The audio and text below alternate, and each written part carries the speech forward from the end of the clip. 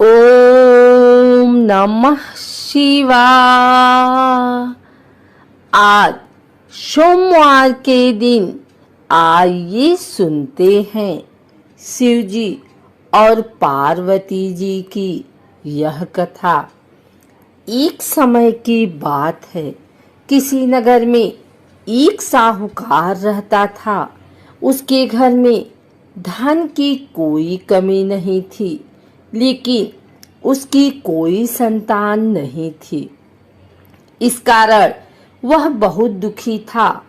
पुत्र प्राप्ति के लिए वह प्रत्येक सोमवार व्रत रखता था और पूरी श्रद्धा के साथ शिव मंदिर जाकर भगवान शिव और पार्वती जी की पूजा करता था।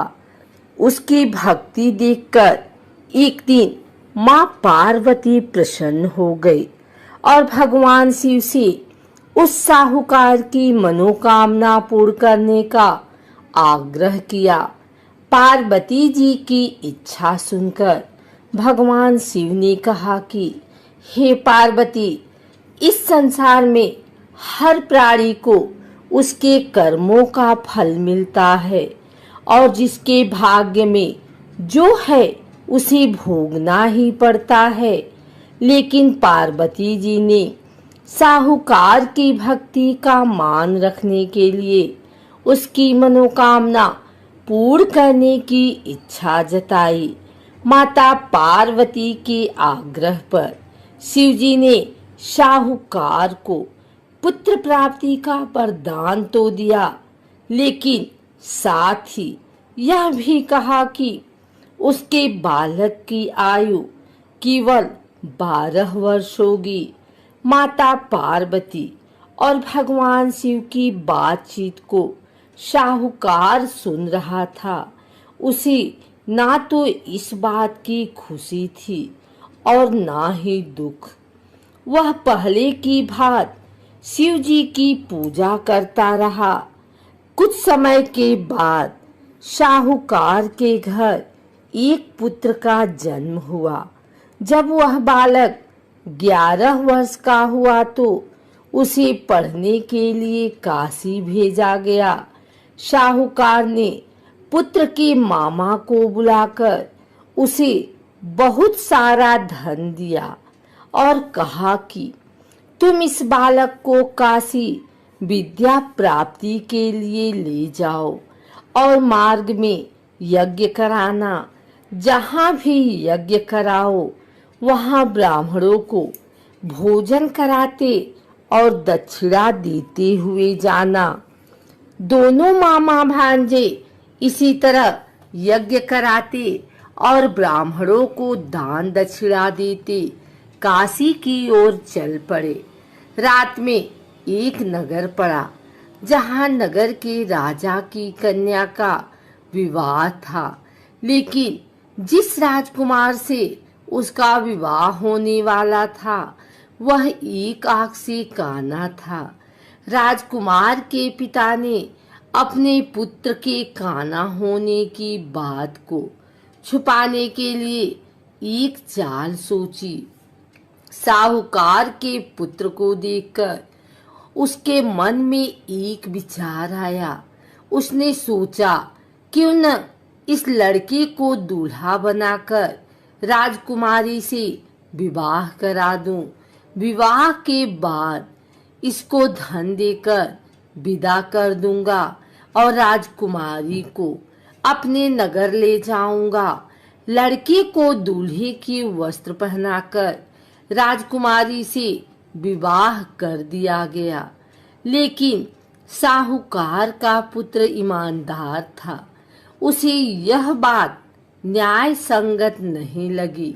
उसने अवसर पाकर राजकुमारी के चुन्नी के पल्ले पर लिखा कि तुम्हारा विवाह तो मेरे साथ हुआ है, लेकिन जिस राजकुमारी के संग तुम्हें भेजा जाएगा वह एक आंख से काना है। मैं तो काशी पढ़ने जा रहा हूँ। जब राजकुमारी ने चुन्नी पर लिखी बातें पढ़ी तो उसने अपने माता पिता को यह बात बताई।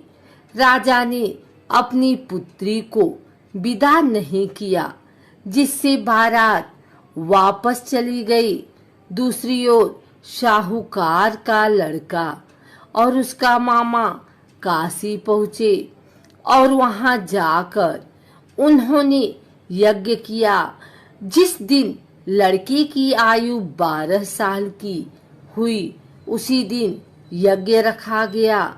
लड़के ने अपने मामा से कहा कि मेरी तबीयत कुछ ठीक नहीं है।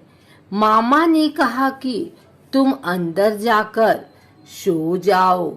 शिव जी के वरदानुसार कुछ ही देर में उस बालक के प्राण निकल गए। मृत भांजे को देख उसके मामा ने विलाप शुरू किया।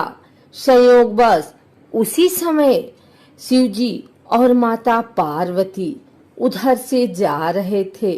पार्वती ने भगवान से कहा, स्वामी, मुझे इसके रोने के स्वर सहन नहीं हो रहा।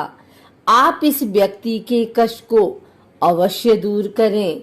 जब शिव जी मृत बालक के समीप गए तो वह बोले कि यह उसी साहूकार का पुत्र है जिसे मैंने 12 वर्ष की आयु का वरदान दिया। जब इसकी आयु पूरी हो चुकी है, लेकिन मातृभाव से विभोर माता पार्वती ने कहा कि हे महादेव, आप इस बालक को और आयु देने की कृपा करें, अन्यथा इसके वियोग में इसके माता पिता भी तड़प तड़प कर मर जाएंगे। माता पार्वती के आग्रह पर भगवान शिव ने उस लड़के को जीवित कर दिया। शिव जी की कृपा से वह लड़का जीवित हो गया। शिक्षा समाप्त करके लड़का मामा के साथ अपने नगर की ओर चल दिया। दोनों चलते हुए उसी नगर में पहुंचे जहां उसका विवाह हुआ था। उस नगर में भी उन्होंने यज्ञ का आयोजन किया।